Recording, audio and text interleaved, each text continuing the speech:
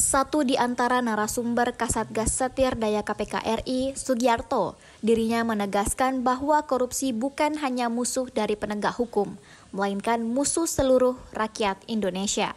KPK menyadari, dan kita juga harus sadar, teman-teman mahasiswa, kita harus sadar bahwasanya korupsi adalah musuh kita bersama.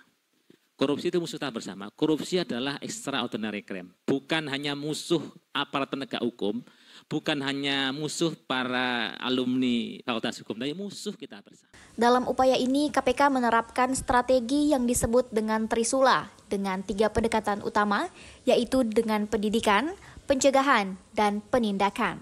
Melalui pendidikan, KPK menanamkan nilai kejujuran dan integritas sejak usia dini hingga dewasa untuk membentuk pribadi yang malu dan jijik terhadap praktik korupsi. Melalui pencegahan, KPK mendorong sistem yang bersih dan transparan, sehingga setiap individu akan kesulitan dalam melakukan tindakan korupsi. Jika kedua pendekatan tidak berjalan lancar, KPK dengan tegas melaksanakan langkah penindakan hukum untuk memberikan efek jera bagi para pelaku. Malu dengan korupsi, jijik dengan korupsi, tidak ingin korupsi. Ini sebagai landasan pertama.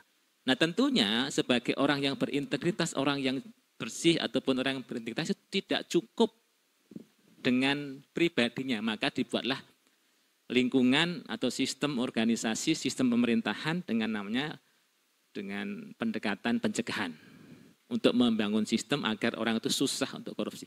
Yang ketiga, kalau toh dengan pendekatan individu, pendekatan pendidikan masih ada orang yang tanda petik nakal, maka dilakukan hanya dengan pendekatan penindakan, memberikan efek jera.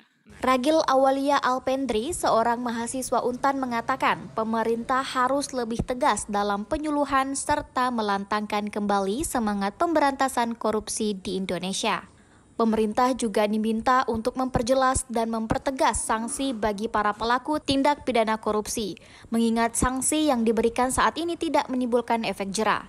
Ragil juga menyampaikan peran KPK agar dapat meningkatkan independensinya agar KPK dapat berjalan tanpa intervensi dari pihak manapun. Pemerintah harus lebih tegas lagi sih untuk menyuluhkan dan melantangkan kembali pemberantasan korupsi ini gitu, untuk mempertegas kembali sanksi-sanksinya dan juga untuk KPK sendiri itu lebih independen lagi sih. Ditekankan independensasinya.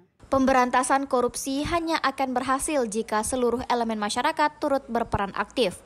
Karena pada akhirnya untuk merealisasikan Indonesia bebas korupsi harus mendapatkan dukungan dari berbagai sisi.